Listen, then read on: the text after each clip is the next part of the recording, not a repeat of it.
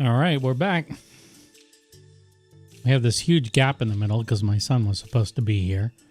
And if you're watching on YouTube, your ass is grass, buddy. I set aside a whole placeholder right dead center for him. I even made it so that when I look in his direction, it looks like I'm looking in his direction, not looking in the opposite direction. There was a lot that went into that. He didn't make a pit stop and get some pralines before he came, did he? He can't eat them. He can't eat them.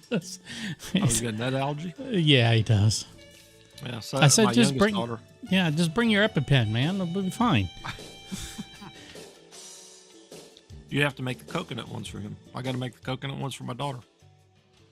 I can't do coconut. I just can't. It's one of those things that I don't know. I've tried it because it's shaved coconut, right? Yeah. Yeah. No, I can't do that. I just, it's, yeah, I don't know. It's something about the texture. It just, yeah, I can't do it. So I, and it turns out that my wife does not like coconut either. So the likelihood of coconut pralines being made in this household are zip to zip. So that may be something that Ren can try on his own to just experiment and see. That's right. How he likes them. If he That's likes right. coconut to begin with. That's right. Well, he's going to be lucky if he gets the recipe if he doesn't show up. True. Yeah, so it turned out my roast is doing well. It's smells good. It's cooking. Oh, yeah? I had to turn them all over. They're in a cast iron Dutch oven in the oven, and they're swimming in some stock right now. Some juice, and make a nice gravy. And so I'll cook it. It's been cooking 2 hours already, and I got at least 1 to 2 more hours on it. It's chuck roast, so that's the missus wanted some New Orleans style po' boys for her side of the family's visit tomorrow. So that's what we're doing. That's awesome. I mean, roast beef po' boys, it gets me every time. They're so good. That and shrimp po' boys. I mean, I think I have a little bit of a what do you call it? Reputation in the family as being the one that eats shrimp everything, and I do. And I'm surprised my cholesterol isn't higher, to be honest with you. But I haven't eaten a lot of shrimp lately, but or shellfish for that matter, because it's so damn expensive up here. They really are. Yeah. It's so cost prohibitive just to shop for food, let alone, good stuff like that. Like if you're getting not farm raised, but wild caught Gulf shrimp. Yeah. I want to say it was $16 a pound. Somewhere around there. Or what kind of count? Do you know? 16-20, I think. Wow. So the big ones? Yeah. Yeah. Yeah. So I think we pay 25 or so for roughly 3 pounds of, I don't know if I'm going to call them 50 maybe, 50 count, something like that, 50, 70. There's a guy that I shared on Facebook. We call him, goes by Shrimp Man here in Mobile. And basically his brother-in-law is a shrimper and he packs these things in the afternoons at night, and he sits in his truck and he has it. I mean, the shrimp are so clean and fresh. They're deheaded and everything. Huh. And you take the bag out, and I mean, you can run it through water and it might get a little dirty, but not much. So he is really he has a very high quality product. And so years ago, Astrid found him on the side of the road. I found him on the side of the road, but It sounds like a long lost puppy or something. so we took the shrimp man in under, raised him as our own. Right. No, so he he had his truck would sit on the side of the road in the parking lot, and she'd seen it for a couple of years, and she said, "Well, I'm gonna give it a chance and try it." And I mean, I don't know if you remember, and I'm trying to remember. I guess once you get outside of the city of New Orleans and Metairie, how much you really see people on the side of the road selling seafood. In Texas, we saw that, and I see it on my way to work in North Mobile County and even around Mobile. But it's usually two or three people, and they'll get the stuff from Bayou La Battery down at the Gulf Coast, Right. and they bring it inland. And we have seafood stores as well, but these guys and gals, because I think there's a shrimp woman somewhere too. They're they. I haven't tried any of the other ones to tell whether their quality is the same or even their pricing, but I just know the guy that we use. I have not been disappointed in his products. So that's what's going to go into my Meliton tomorrow too. Nice. Nice. So where did you end up getting yours from? The melatones. I actually had some in my freezer from last year or two. Oh, okay. I had already prepared, and then earlier this summer when I did the magazine for the Mobile Bay magazine story on Meliton, I had bought some chayote, some imports, and so I ended up having about a cup and a half of that left. So I'm just doing it as a casserole and not stuffing it in any shells. Mm-hmm. So I had that, and then I bought 8 ounces of crab meat for $14 to add to it. Yeah. Man, that's insane. Yeah. I mean, it would have been, and I don't think the days are gone. It's just a matter of having the time. We could have, especially where Grandma and Grandpa lived, you could have just gone all the way down to the Lake Pontchartrain to the seawall with a couple of nets, and you catch you some crabs off the seawall there, and bring them back and parboil them, and you have the crab meat that you need, Mm-hmm. and or just find somebody in Bucktown and get some shrimp or something. And I mean, you had all the things you needed for fairly inexpensive Yeah. meal at the time. Yeah. But other people discovered the beauty of the food from the New Orleans and South Louisiana, and they want a piece of it up there. And I can't blame the people who can provide it to them for making some money. Oh no. Although I you would mean, hope they'd get like a local discount. yeah. Yeah, that basically doesn't include the shipping. That's the local discount. That's a good point. Yeah. Man, I could eat these things all day, and I should not. God, we're getting so much like Rico's. One of our coworkers, his wife just made a buttload of all this candy, like dipped Oreos with they look like little ornaments. So they had Oreos with frosting, and then stuck on top of them upside down was one of those Reese's peanut butter cup miniatures. So it looked like the part that hooks on. Jesus. Fortunately, she does not like mint, so I get to eat all that. Asher doesn't like it either. Asher doesn't care for mint either. So my kids do. So we get to share what she doesn't care for. Mint juleps is not her thing. She won't do them. I think we tried one at the Oak Alley plantation tour, but I think she doesn't mind it in. Like if you put it in tea or in right. I don't know if it was that in mojitos. I don't know. We've never tried a mojito. Yep. So I think it's just the artificial. Like she doesn't like artificial peach. She doesn't like artificial mint. So, But one thing she's been making are the Andes chocolate mint cookies. So Oh, like grandma used to get those little Andes chocolates. yeah. The ones you They get in sell the the checkbook chips. at the restaurant. Yeah, Yeah.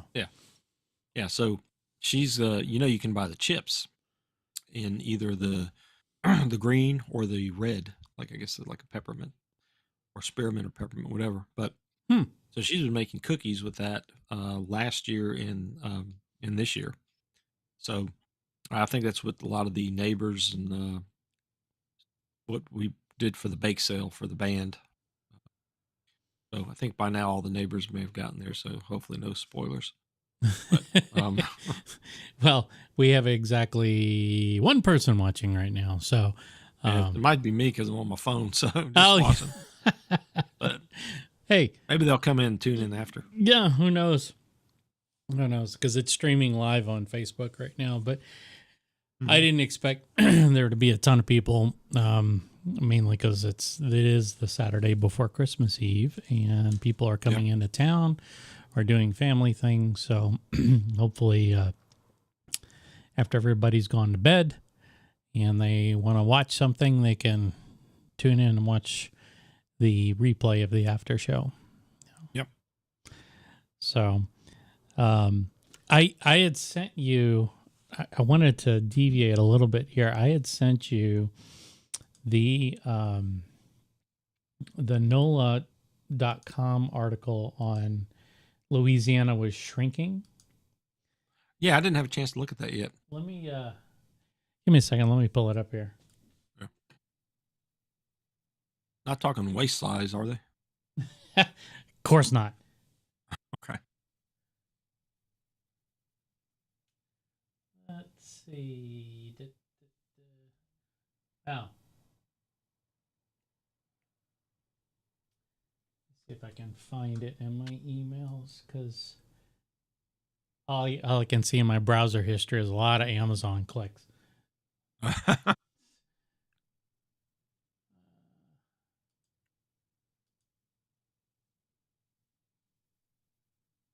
Oh, I saw another one here. New Orleans left out of nationally televised New Year's Eve broadcasts.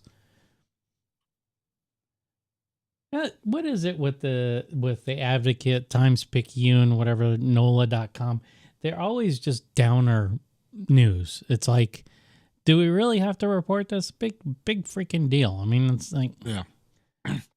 You want to talk depressing, we'll talk about the Saints. But other than that, come on. Well, that's part of the reason I stopped watching any type of news or anything, because just a lot of the leads, I don't know if you want to call it clickbait a lot of times or whatever it is. It's just they go for the gloom and doom or whatever. Yep. And there is a percentage of that, but when you keep leading with that, it just kind of gets old, like you said.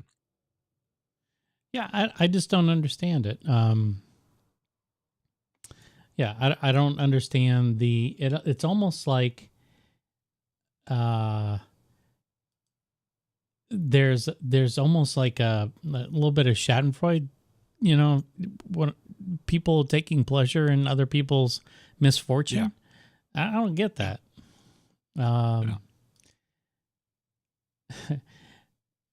Jeff Adelson looked at the most recent Census Bureau stats and reports that the Pelican State is near the top of an unenviable list. Well, that in itself is not new. Right. Let me see. Already, I'm logged in. Dang it!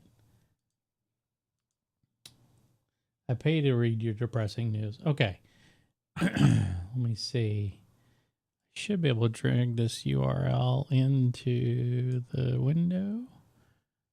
And there it is. Okay. Yeah, it uses cookies. I know that. Okay, let's see here.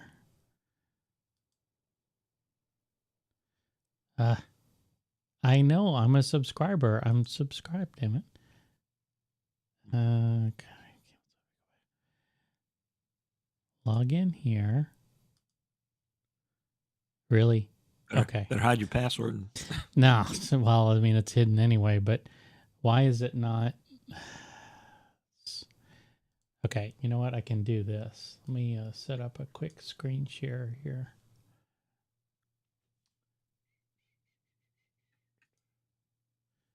All right, and we'll set that to Safari. There we go.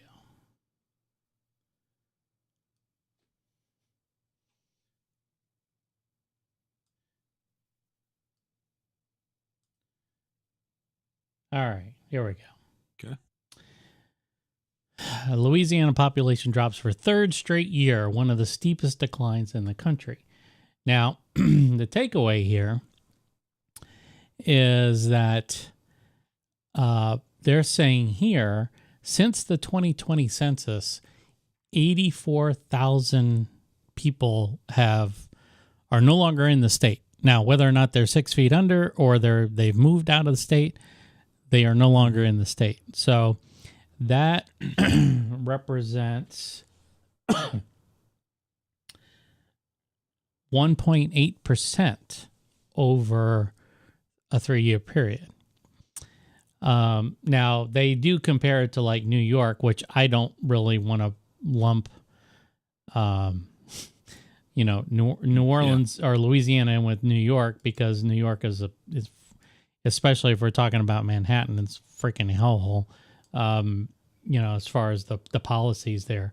But they've lost 3.1%. And Illinois, another bastion of Democratic ideology, they've lost 2% over the same span. So it says there are only 2 states which shrank more rapidly. Now, that to me says, well, that's those are 2 generally pretty prosperous states, right? So for them to drop, I'm assuming, based on what they don't really allude to what it is that is causing people to leave the state. Yeah. But I got to say it's crime. If you look at the other 2 states that have had similar issues, New York and Illinois, I mean, we're talking about Manhattan and Chicago, really.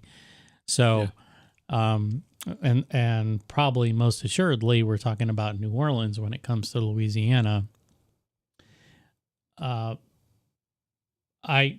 We both still have relatives in Louisiana, and so I don't know how much you talk to them, but I mean, there is.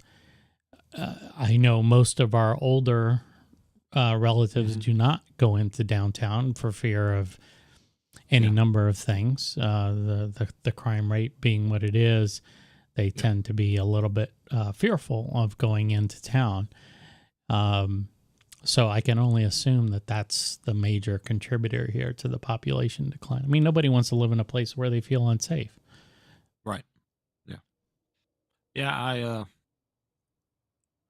I think that, well, that's what I was trying to think of too, even when we were growing up and our grandparents were living in Metairie. I remember actually going with Grandma and Amy and Skinny one time. It was about a year or 2 after Grandpa died, where it was like the 300th anniversary of the Acadians. Now, it couldn't have been 300. It must have been 200.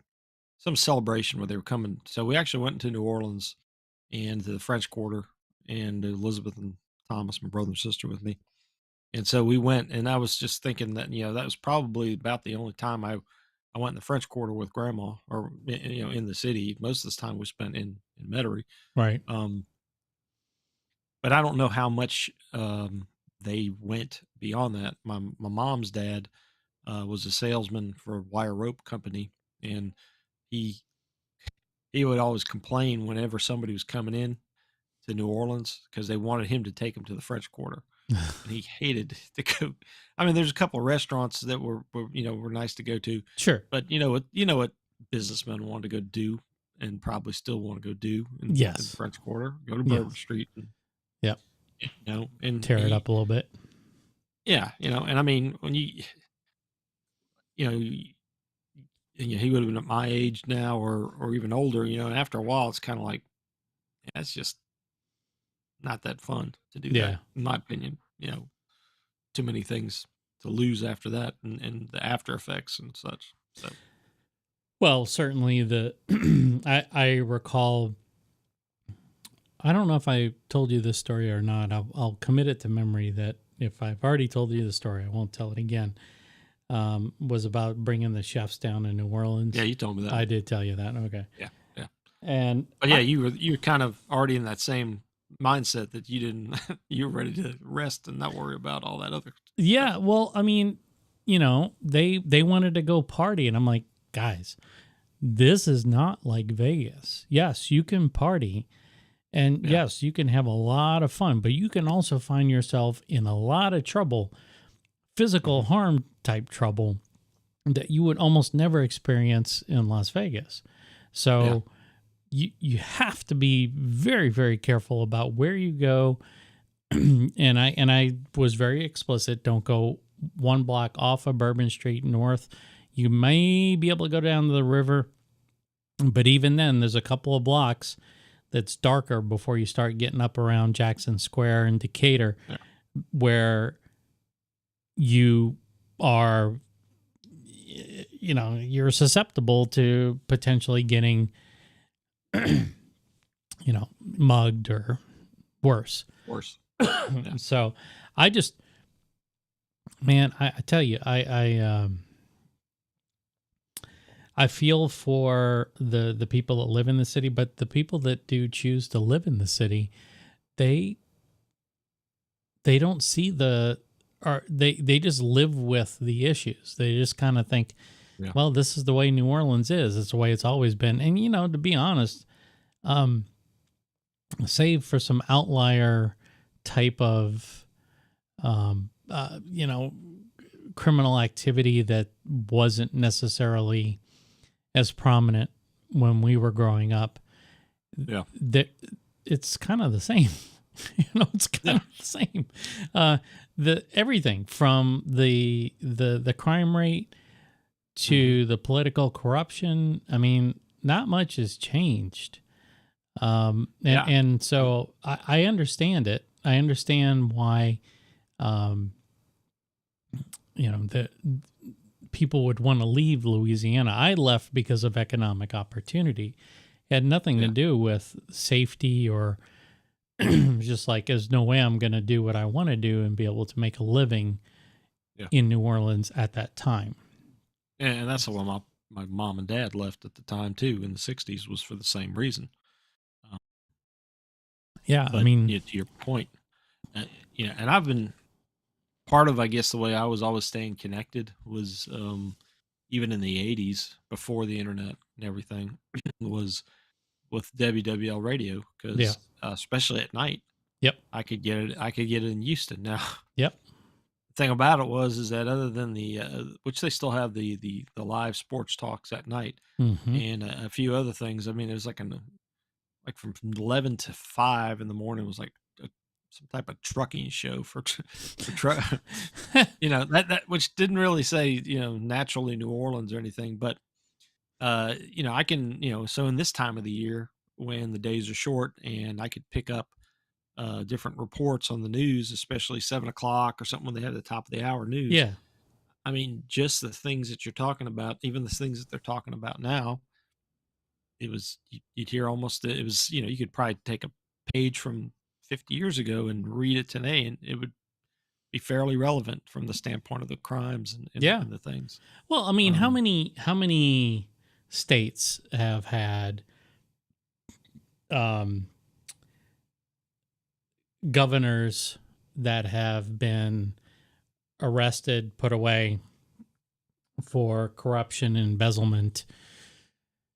I mean, murder. And then you have candidates that were in the KKK, and you just going, a lot of people make fun of Louisiana in that respect, and I have no defense. I mean, there are clearly some people that live in that state that aren't right, and they vote for these these people. I frankly I don't know how Edwards got as many terms as he did. Um, that guy was just he was in it for him, and the thing was he just flaunted it, and it I was almost I was so young at the time I didn't really think much of it, but he was a man that had basically been caught with his hands in the cookie jar, Yeah. had to go to jail, came back, ran, and became governor again. Yeah. And Ah, it's like, oh my God, and so going back to the article, I mean, I get it. I get this. yeah. Safety is a big reason, especially if you look at New York and Illinois being hotbeds of criminal activity. I would say that New Orleans is not too far behind. I'm surprised Detroit's not on that list or Michigan's not on that list, but because we're usually neck and neck with New Orleans and Detroit are usually neck and neck with each other for like the murder capital of the United States for that any given year. Yeah, and and I think you're right. It's probably the safety issue is the main. I mean, I guess the other thing I'd have to read is whether the population whether you had an increase. Because I mean, if you think about after Katrina, a lot of New Orleans had. I know everybody was disbanded, and then Right. some people came back, but then you also had uh, newer folks that came to the city to help out, and I mean. So I don't know whether that drop was, or where was the prior to 2020? Was that were we on an increase in population due to all those other things, or how much of it also could be stemmed? Is there anything related to COVID with that time There frame too? there is some there is some let's see, that's why they dropped from nearly Because you would have thought that at least in 2020 to 2021, when people weren't really getting out and about, that crime should have dropped some. Oh, other than people who were quarantined too much well, with there's each less other. people to kill or steal from Yeah, because they're not going out. See, the number of number of deaths the state is experiencing, however, remains substantially higher than it was before the pandemic began in 2020. About 50,000 Louisianians died last year, according to estimates. That's a once drop. again, though, that's a drop. That's a drop from the nearly 57,000 people who died in each of the first 2 years in the pandemic.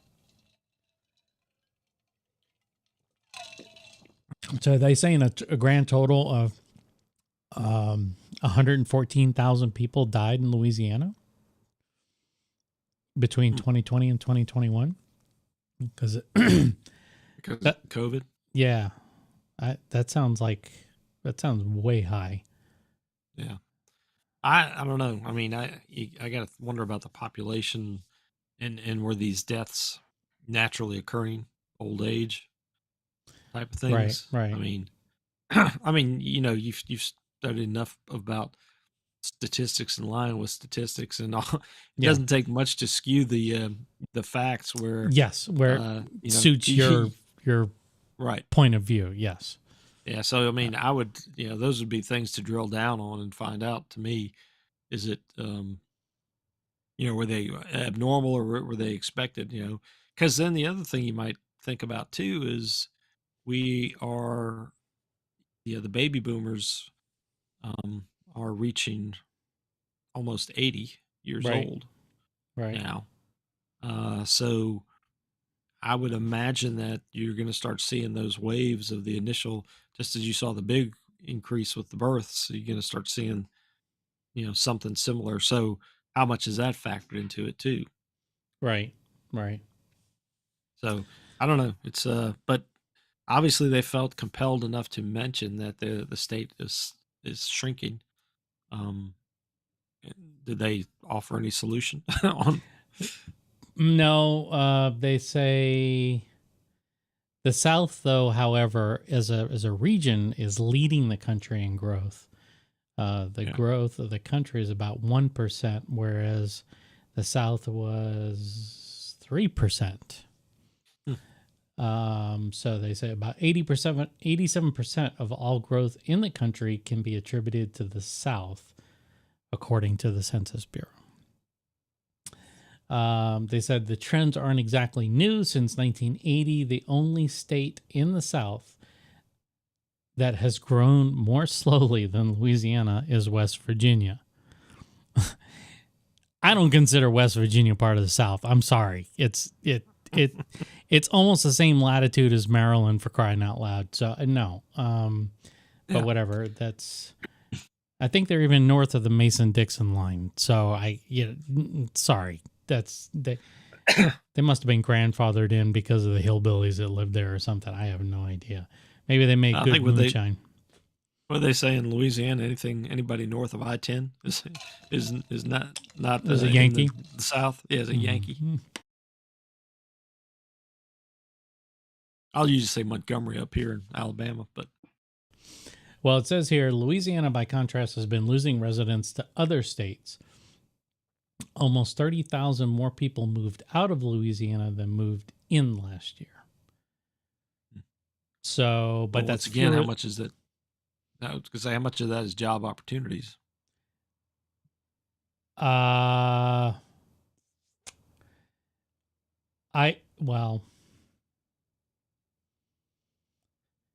They don't say. They say here. The only thing that I see on here that's of any interest is,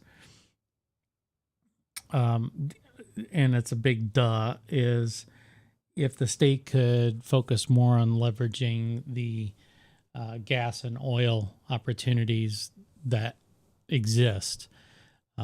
There's a lot that's, given way to automation.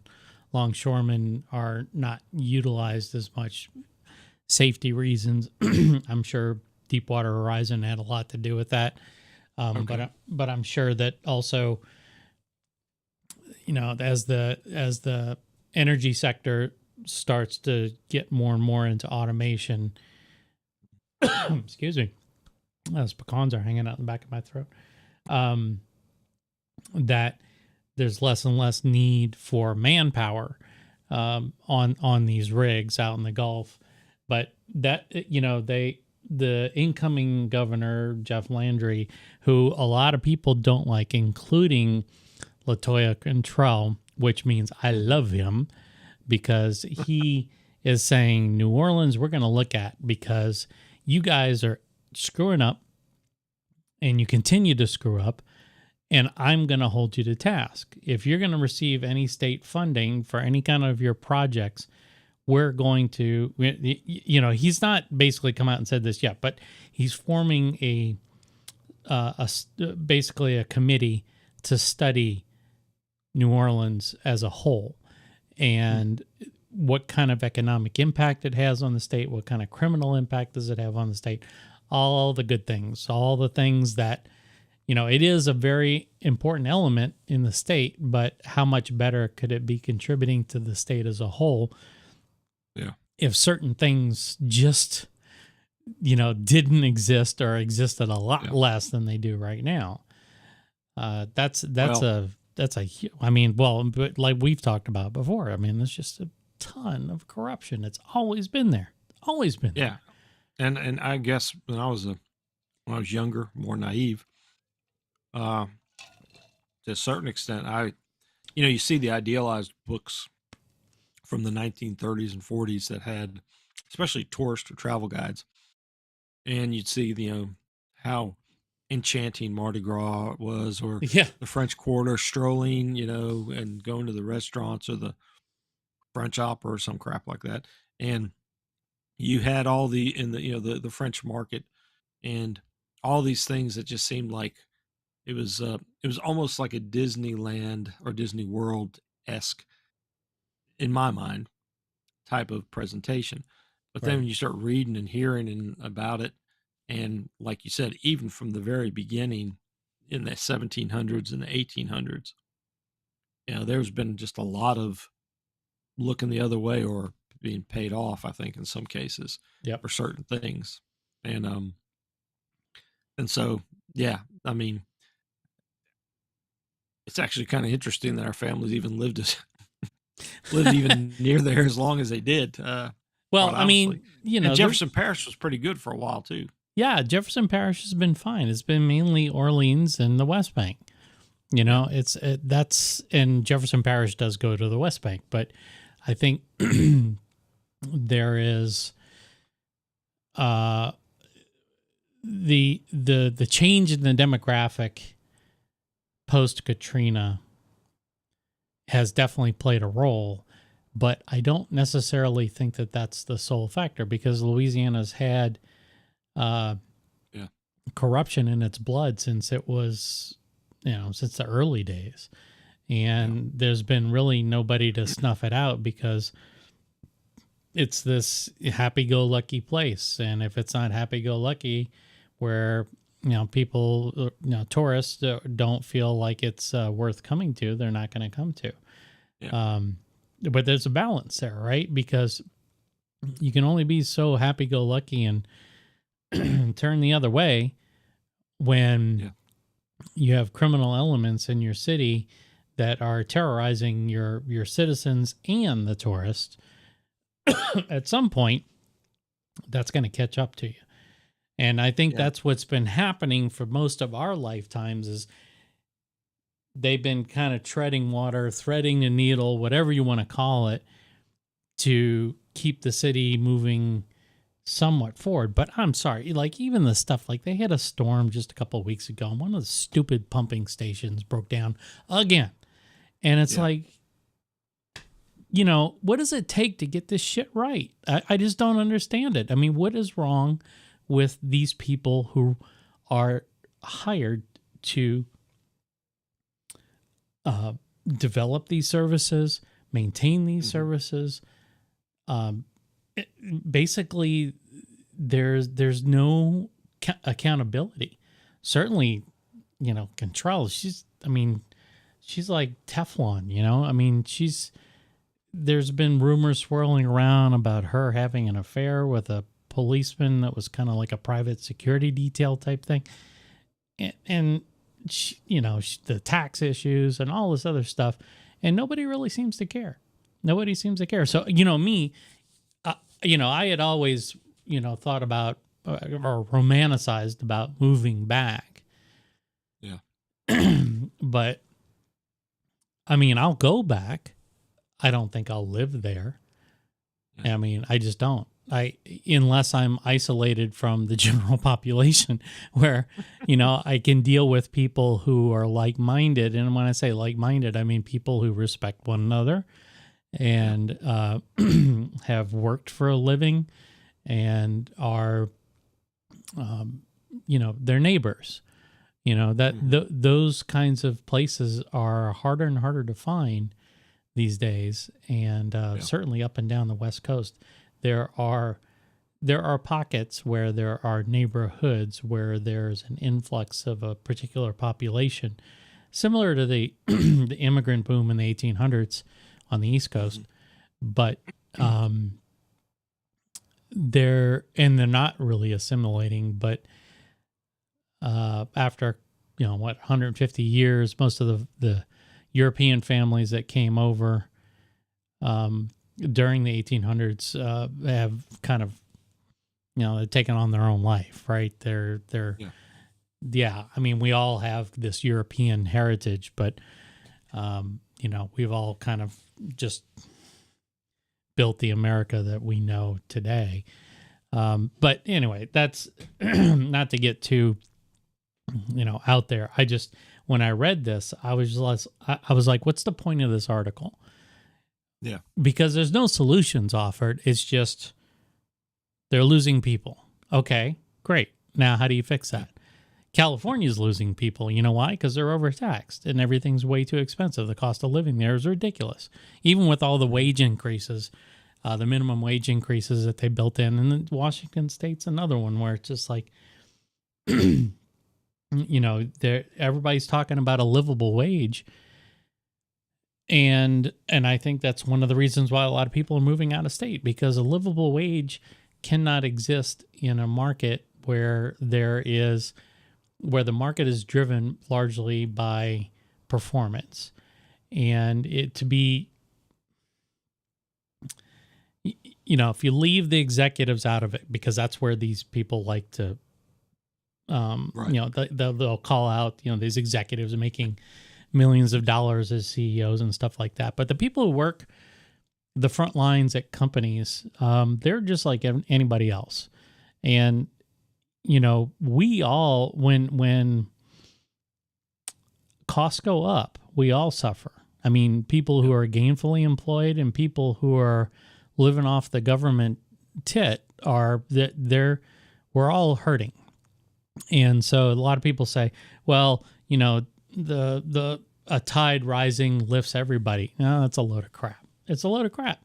It's I tried to explain this to my staff when I had the restaurant. Nobody wanted to believe me.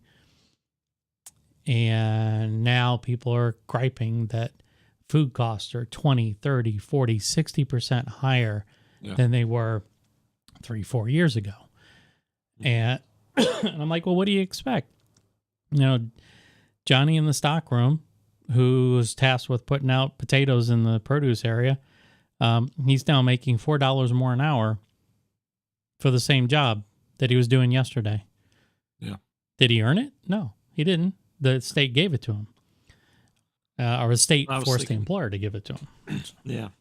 I mean, I was thinking just in our lifetime, things like, and I mean, this is obviously close to your previous line of work with the restaurant business. I mean, there was always neighborhood bars and restaurants that people would go into and frequent, um, 50, 60 years ago. But it seems like in our lifetime, and maybe even our generation, that people, that's all they do is go out to eat. And so then I just wonder from that standpoint of how much that I'm just thinking of the one example of not being able to do your own cooking, or not being able to, things become more expensive. They don't have to be as expensive, but Right. um and then there's certain people who don't want to do certain, I remember bringing my car to get the oil changed and something else done. I mean, of course, when we were growing up, cars were a little easier to work on. I Right. personally have never had the patience to deal with working in a car. I held the light for my dad a couple times, and it was like, and I'd bump my hands and get all Yeah. nicked. I just did not like working on cars. So, and I wouldn't even call what I did working on cars. But the point being is that, you don't mind paying certain people. But he was the guy at the shop was telling me that all the people they hire, they want the inside air conditioned job. They don't want the hot job out in the garage. Right. They all want to be an executive at without any experience, and don't want to earn, work their way up. And so, yeah, to your point, yeah, okay, well, we'll increase the wages, but yeah, it changes everything. But like I said, the going out to restaurants every night is costly. You don't need to. You could live off of less if you were cooking a little bit more, but then at the same time, the ingredients go up, and Right. it's hard. It's hard to. Some of the greed, I think, is just kind of seeps through and gets into every type of thing, and then just the willingness and the ability to do certain things people aren't as interested in doing. So I don't know Yeah. how there's a good solution to it. Well, it from the standpoint of Louisiana, I had this fantasy at one point that I was going to be one of those people that would help bring about change in the state.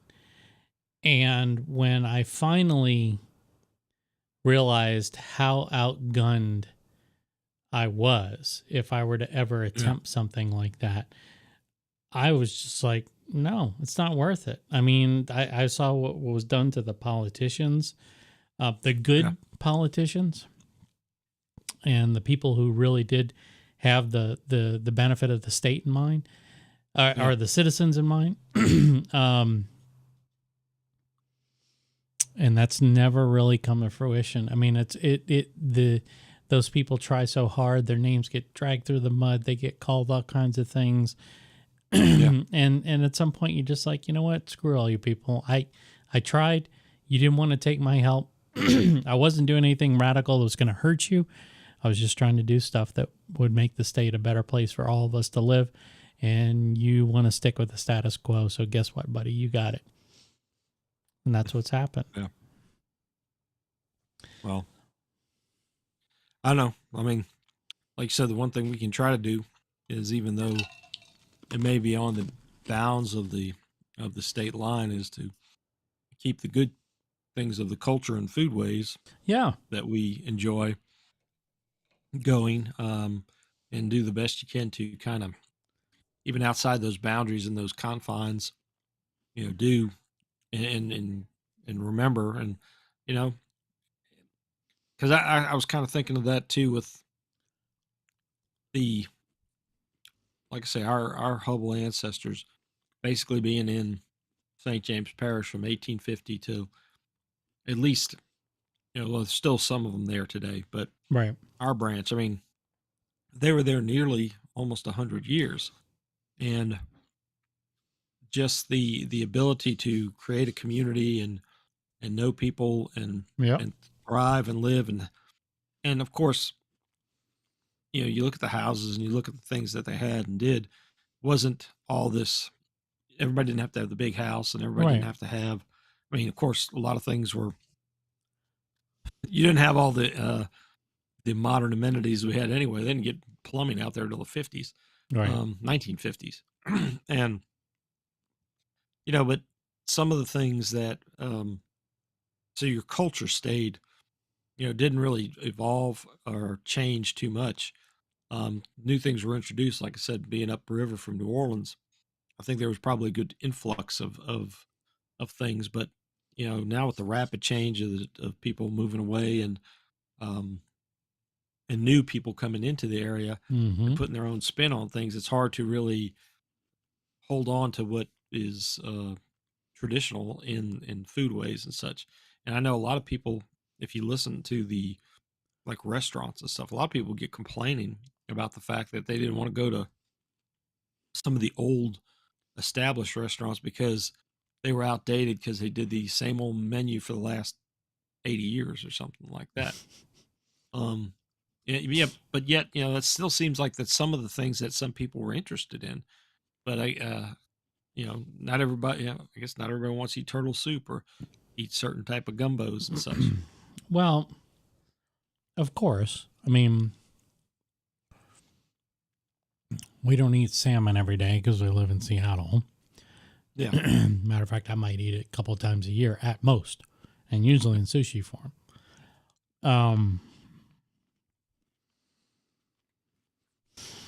Yeah, I mean, we're seeing something similar up here. We get a lot of immigrants from India going to work for Microsoft. And, they're trying, I mean, first of all, they're making more money than they ever believed that they could make. It's mind-blowing how much money, how many Teslas are on the road here because of Microsoft. Yeah. And actually, now I think about it, if I was the CEO of Microsoft and realized that my company's money was going to Elon Musk, I'd be pissed. because that's what's happening. But I wanted to share this with you. There's this trend here going on, and let me see if I can find it. No. I don't want to import anything. Okay.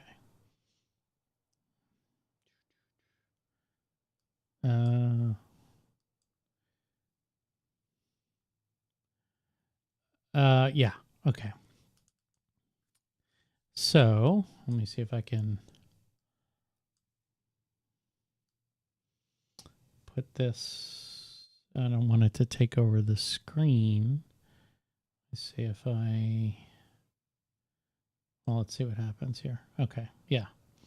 So you see that right there, the yellow bumper sticker. Student driver. Yeah. You see what kind of car that is? Yeah, Tesla. This is one of many examples of people coming into the area and sticking these silly student driver bumper stickers all over their car. Sometimes, I got another one here. I'm gonna start photographing all the cars that I see with these damn stickers. Here's another one. 2. Now this is a Scion, so I'll cut him some slack. But you know, my sons, when they were learning how to drive, had these, and I said they will never exist on any car I own. If you want those on your mom's car, that's fine with me. This is, I mean, it doesn't. What does "please be patient" mean in this case? Because to me, it means give me a pass if I do something stupid. And I don't recall ever having that when I was growing up. It's like, you get your license, the examiner's basically like, good luck. You know, I remember getting on I-10 for the first time, and I was scared shitless. And I'm just like, you know, I eventually worked my way in, and I figured it out, and I never had to call attention to the fact that I was a brand new driver. What is it with this mentality? I don't get it. It's like, are you getting a better insurance rate because you stick these bumper stickers? I don't think so. I don't think that's it at all. I think that they want some kind of special treatment because they're new drivers. With my girls learning to drive, we've put them on the cars just at the time when they're driving, and take it off. But that's mostly because of the fact that they're not doing it as frequently as, ideally it'd be like them to drive every day. And right. So they hadn't been able to do that all the time, but the consistency's been much better. Now, I think quite honestly, at the point, now they could probably take it off and they would just be just as bad a driver as anybody else without calling attention to themselves.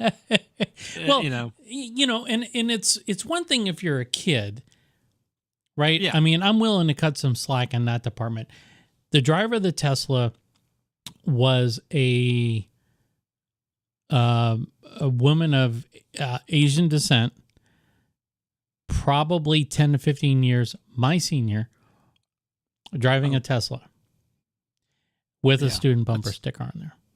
And then the other, in the case of the Scion, that was a gal was probably in her mid-30s that had that.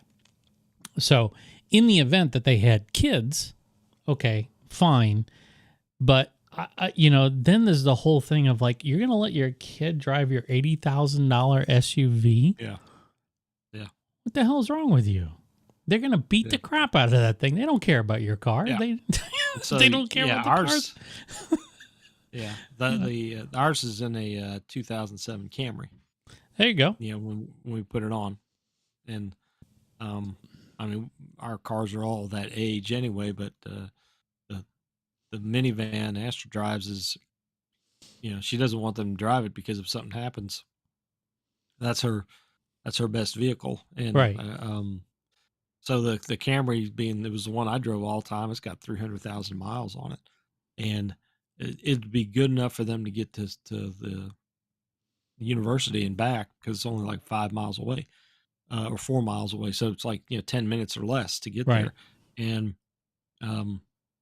but yeah, if I had a $80,000 truck or something like that, no, it would not be the one that we would be testing, learning to get the license in or anything like that. Exactly.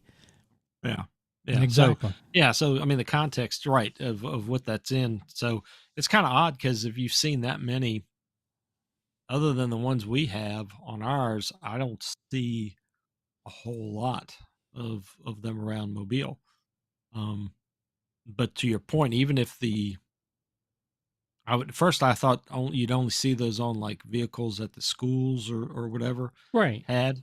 Right. Um, but if somebody's teaching someone to drive in a Tesla, they they must be well insured or whatever. Well, it's not only that, but I mean, what is it teaching these kids? I mean, Yeah. when they get out in the real world, are they going to expect to be able to buy a Tesla? Maybe some of them don't have to worry about that, I guess. But I mean, I was fortunate enough that my very first car was, let's see, I got it in 1990, 1989, 1990, and it was an 82 Honda Accord that my grandparents had. So it was in great shape. It had many thousands of miles on it, but it was in good shape. Yeah, I had it was an 82 or 84 Oldsmobile station wagon that with a smaller one that my parents had, and I drove it for the first 2 years in college, and I was actually taking my last exam, driving home, and all of a sudden I started to notice temperature going up, and Yeah. end up with a cracked radiator, Oop. but I had been working for those last 2 years, and I had to actually saved up enough money that I was able to get a brand new Nissan Sentra 4-speed, back in the day, which has basically no. I mean, I think it has like the truck I've got now, roll up windows, and have anything automatic in it. So, Hey, just the kids are used to. I mean, my kids have been driving. Well, my middle son now, Ren, he has a brand new Kia, and my oldest son, who's on his way to, or he's getting ready to take the MCAT so he can get into med school. He's driving a 2006 Nissan. It's not a Sentra. It's Altima? Yeah, Ultima. Yeah, that's it. Yeah. That's what I had before. Yeah, and he's fine. I mean, when this is the thing, we live in a really nice area in Seattle. We're fortunate in that way. Crime is not a big issue around here. They don't mess around with criminals either. There was a guy that went into the LA Fitness a couple weeks back, right by where we eat. There's a ramen shop, and then I don't know if you ever heard of Crumble Cookies, but yeah, we got some over here. You do, actually. Yeah. So we'll go there every now and then, and this guy went into the LA Fitness in that shopping center and was kind of wielding a knife, and cop came over, put a cap in his ass, killed him. It's like, nope, you ain't coming into Bellevue to do this stuff. And there, Bellevue is actually pretty good about protecting the citizens because it has grown rapidly over the years. Because Seattle has become such a shithole. People have left Seattle, companies included, and are moving to the east side of Lake Washington, which they just call the east side, which is where I live in Bellevue. And so we're really fortunate, but the boys have never had like really nice vehicles. They, Kai, he learned how to fit. He went on YouTube. He was very resourceful, and he went on YouTube and he figured out how to, fix this or change that or whatever. And, we have, as a family, we've never had really expensive vehicles. There was a time when I was, able to afford Mercedes, and that did not last long, but I was able to have a few, and but aside from that, it's been I had a Honda Ridgeline, and like I said, the boys have been driving relatively inexpensive vehicles. So my fear is that the people that are around here and the people who do have access to all the money and the wealth that they have now, they're utilizing it to buy things that maybe they should take an intermediate step before going to the next step, right? There's a guy, I mean, I'm in my wife's CRV.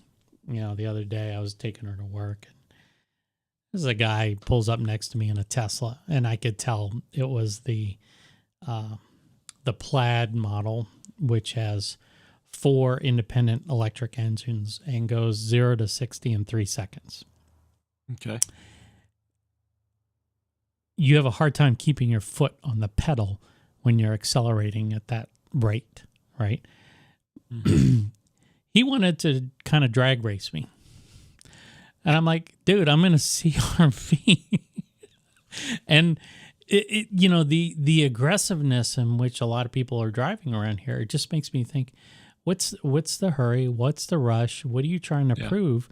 And I think a lot of it's cultural. But anyway, that goes back to my point about what you said, New Orleans changing because there's an influx of other cultures that could potentially change the landscape of what we grew up with.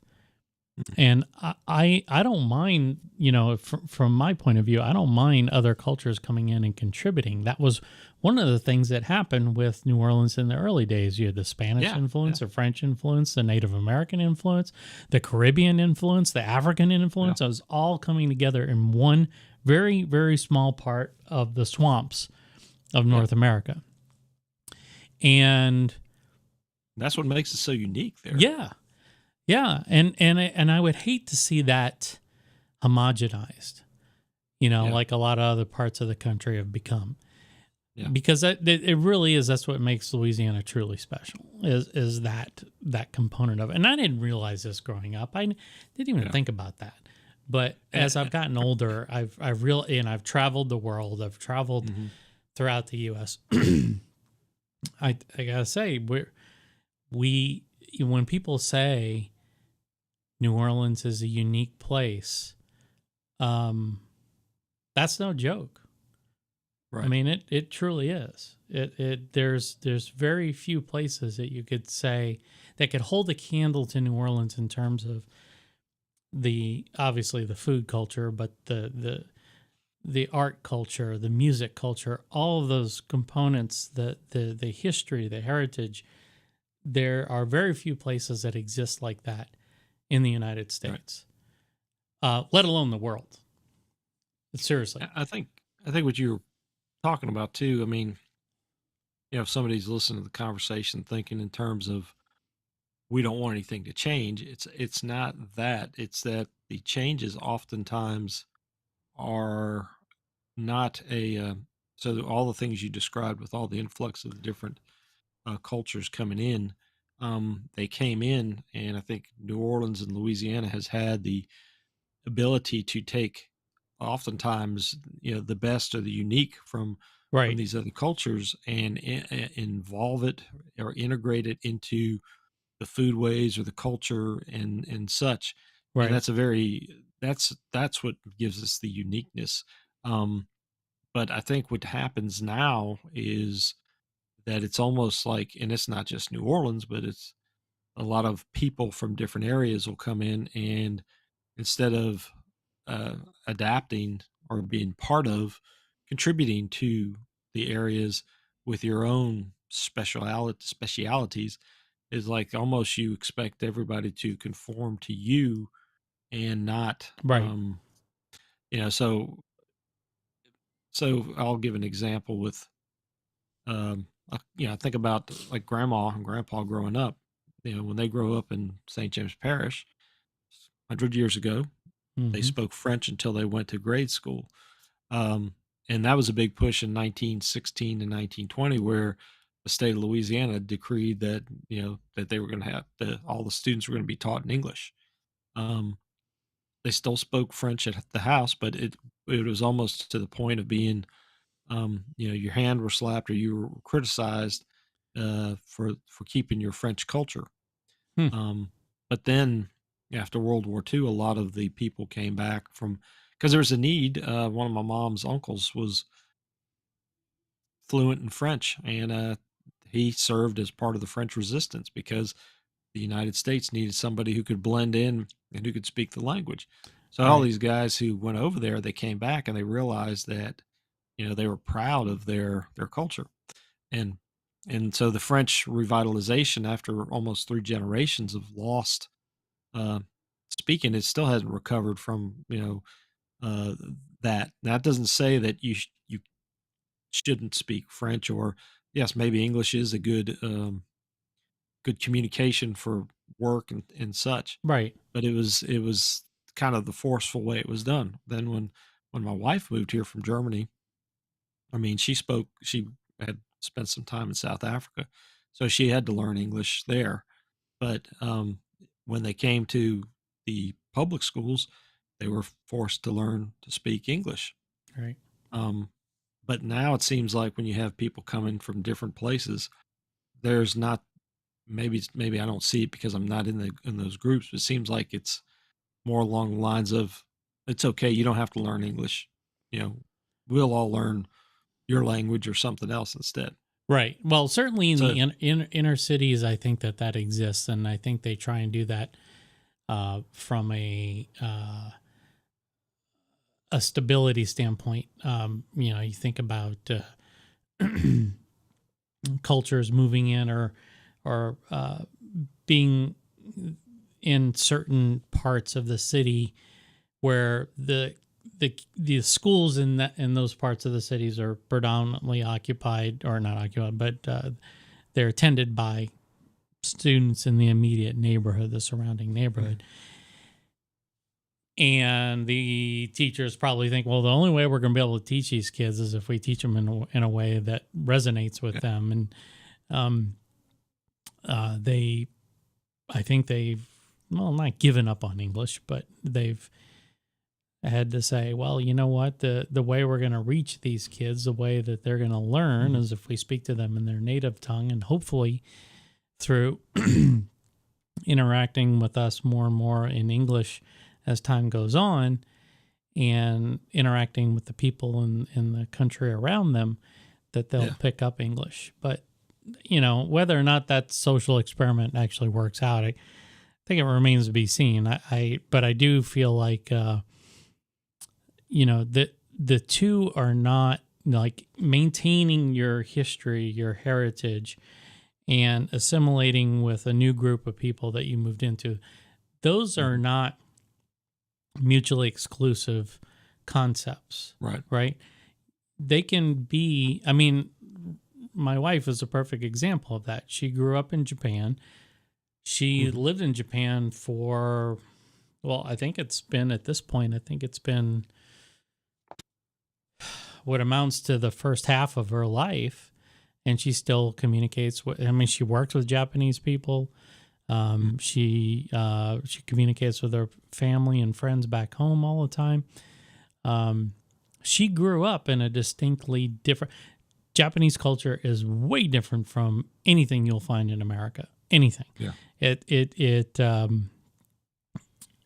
just, there's a reason why there's all these podcasts on the internet about life in Japan or visiting Japan and what to do and what not to do, because you can screw up real easy, and I'm guilty as charged with that. Not being the silent type, it turns out that Japanese have a saying: if you're sticking up, you will be hammered down like a nail. And they are pretty good about that. They're pretty adamant. If you're not in a position where you can just say, "Screw all you people, I don't care what you think," they will make it known that you will listen to us. But that being said, I I think that the cultures that move in and they try not to assimilate. That's what's causing a lot of the issues that we're seeing right now, both in New Orleans and around the country. And I don't know. I don't know if there's a way to address that in a productive manner. I just don't know. Mm-hmm. Yeah. Well, and I mean, it doesn't even have to be from a foreign country even. Yeah, right. It can be just somebody. That was the other complaint, was the Texans coming into Louisiana Oh, during the yeah. oil, complaining about all these French speaking people. And so that's kind of the key, I guess, is the fact that it's one thing to come in and share your culture like you do in Seattle Right. um, with the restaurant and being proud of your Louisiana heritage with the, the brewery and all, and the names and the stories behind everything. Right. You weren't trying to change Seattle. You weren't trying to make Seattle into a New Orleans. No. You were trying to just share the good things that you had. And I think that's a key, is that when we have, we rejoice in the fact, like, there's a place around here called Food Pack.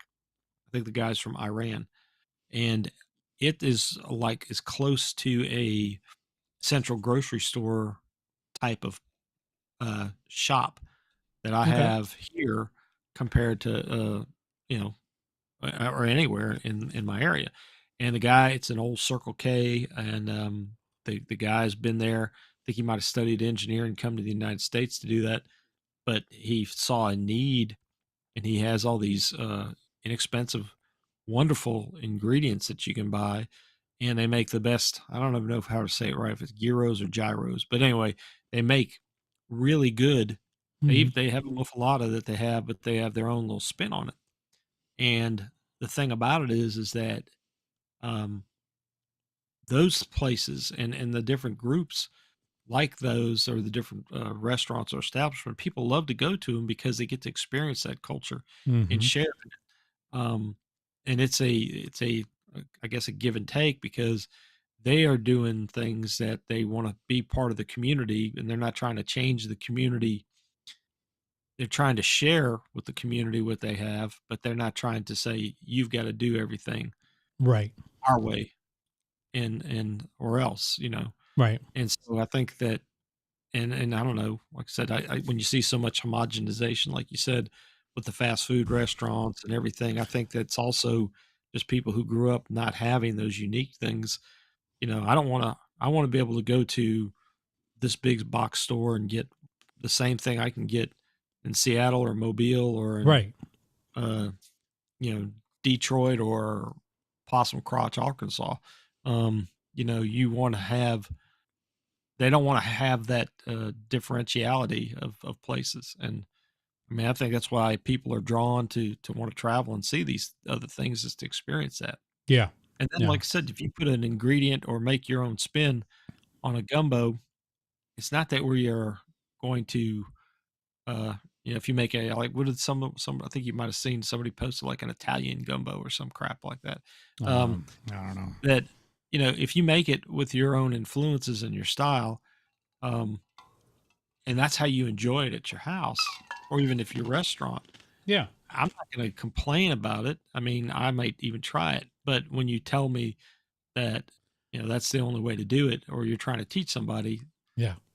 that's when we think we have a little kind of question where we'd like to say, well, that's a nice version of it, and I see some things that I might incorporate into mine, but traditionally this is how it was done. And I Yeah. think that's all we're trying to share the original traditions. And like you even said in the Praline episode earlier, if you're talking about making them different colors, or take off on the rum, or somebody may come in and bash you, oh, it's not a real praline because you've done this differently. You might make something that's a total different thing, just call it inspired by the pralines or Yeah. something like that. Exactly. Exactly. Yeah. I got one of my friends giving me shit on Facebook right now about putting the olive salad in the beignets. Oh yeah. And he's like, I thought you didn't do that kind of stuff. I'm like, hang on a second here. There are certain things that I will let slide. And And I did quite say, I distinctly remember saying last weekend that, you know, you start to lose the distinction of what is traditionally known as a beignet when you start stuffing it with custard and, doing all this other crap to it. But the base is still a beignet. And that's why I said it was olive stuffed beignets. And by the way, that's got a lot of likes on Facebook. So shut the F up. Yeah. I don't know what else to say to that except people like it. And, I don't call it fusion. I don't call it New Orleanian, even though it's made with New Orleanian olive salad and New Orleans beignets. I don't call it something from New Orleans because it's not. And it's like Cajun beignets. Like, what the hell is that? It's just that kind of stuff. Yeah, well, don't get me started. We've been talking. I've been on a rant for almost an hour and a half here. So yeah, I'll have to go check my roast in a minute. So it ought to be tender. Yeah, it should be tender. Hopefully it's not melted away at this point. Oh, no.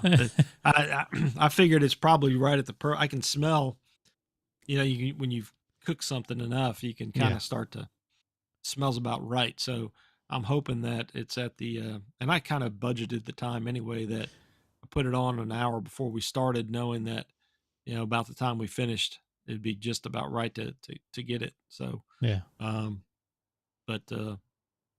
so hopefully I'll share some pictures of the finished product. Yeah, please do. I don't know of any instant roast beef po' boy kits that we could review yet. No, unfortunately there's not, but there's a business opportunity there, I think. The closest you got right now is Parkway goes through goldbelly.com, and Parkway will they'll sell a roast beef po' boy kit, which is made at Parkway and then packaged individually with all the components individually vacuum sealed, and then they ship it off to you. They tell you how to reheat it, and then you can make your own po' boy, roast beef po' boy that way. But knowing how to make one, it's like, and how much they want for one of those things, it's like, oh, Jesus. I mean, that's like going to Galatoire's or something, in terms of the cost. It's not, doesn't make any sense, Po' boy, I was gonna say, poor boy. there's a foodies group in the Mobile area, and I know I'm just picking on them because that's the only one I really follow. But I always see people who are asking, and I may have mentioned this before, hey, who's got the best Philly cheesesteak sandwich in South Alabama or wherever? And part of it, like kind of like some of the stuff we've already been talking about, is the expectation that there's somebody who's even got one down here that's going to, one, be good or to your liking, if but then the other part of me is like, why don't you learn how the hell to make it yourself? Exactly. I mean, how difficult? I mean, it's not talking like the I think I may have talked about Folse's Death by Gumbo, where he's got the okay.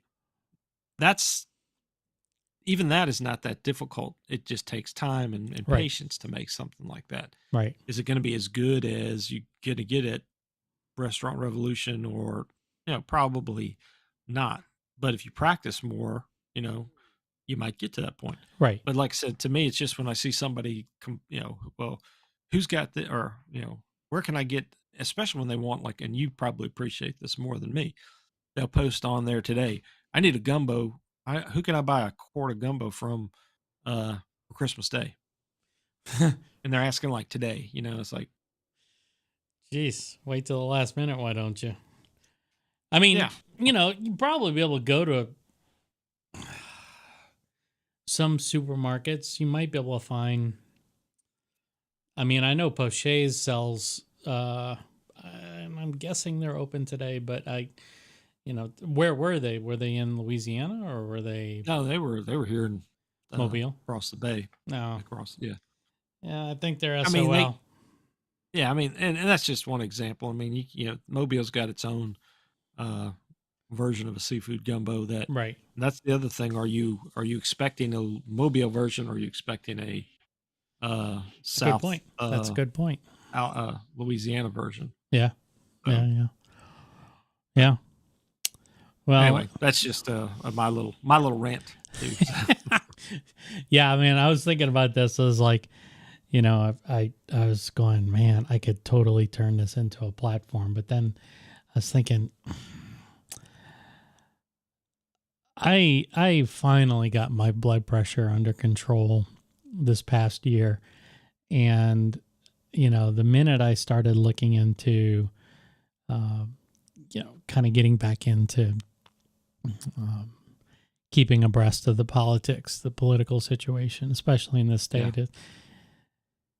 Yeah. I was like, I can't do this. I just don't. I mean, I have the energy. That's not it. It's like, is this a useful usage of my energy? Or could I be doing something that is more rewarding and perhaps a little bit more enjoyable to do? I mean, I've done a lot of hard work already in my life. I don't really feel the need to keep on doing it. You know what I'm saying? So, yeah. But I think you were the only one that was tuned into this particular episode. That's why I felt okay going on a rant, because I don't know how many people watch the live show afterwards. It's a long show, and this one's going to be a long one too. So, all right. Well, we'll I guess we'll go ahead and wrap it, and then you and I just need to kind of figure out what we're going to do for next weekend. And I mean, I had thought about maybe we can just do like this, just kind of tape a segment where we talk for a little bit, and I'll piece it together and then just play it on Saturday, just something where we kind of, talk about, like I was saying in my text message, the goals, your personal goals for what you want to do with your channel and your content, what you hope to be able to do here and what I hope to be able to do here, and just kind of talk about that. And I've got a lot of things that I want to do from the background standpoint that I'm not really willing to talk about to the public yet. Yeah. But the rebranding a little bit and the way we're pushing out episodes, I think we might be able to, for instance, look at pre-recording episodes offline, do the entire episode as a edited file, and then upload that to YouTube, and then set it as what's called an instant premiere.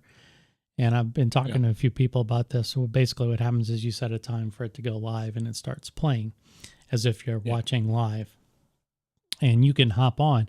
People can comment on the episode while it's going, and you can be there logged in as well and just commenting.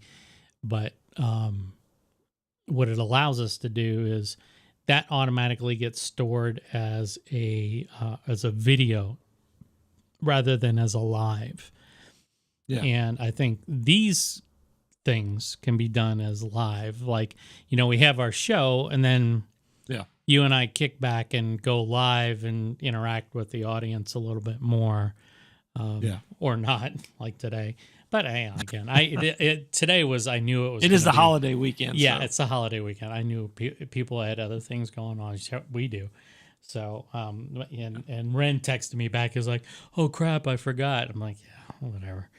So, no Ren this weekend. But yeah, so Thomas comes in Tuesday. Wednesday, I think. But, Wednesday. I think I definitely the 30th and the 1st I'm tied up. But got to build my mini greenhouse on Tuesday, hopefully.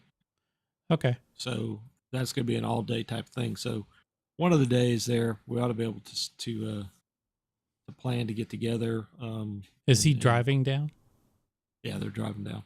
Okay, so you might have part of the day on Wednesday Well, yeah, I'm not gonna see him till later. I'll have probably all day Wednesday is my guess. Okay. Well, then maybe we should shoot for that, just to kind of pre-tape something, and then yeah, we'll try the instant premiere well, thing. hold on. There's one day that I've got to go over there and help. Your mom? Yeah, help my mom set up. So maybe Thursdays actually. Let me look at the calendar. I'll get back with you. Okay. But, all right. Yeah, we've kind of committed to help do some of that.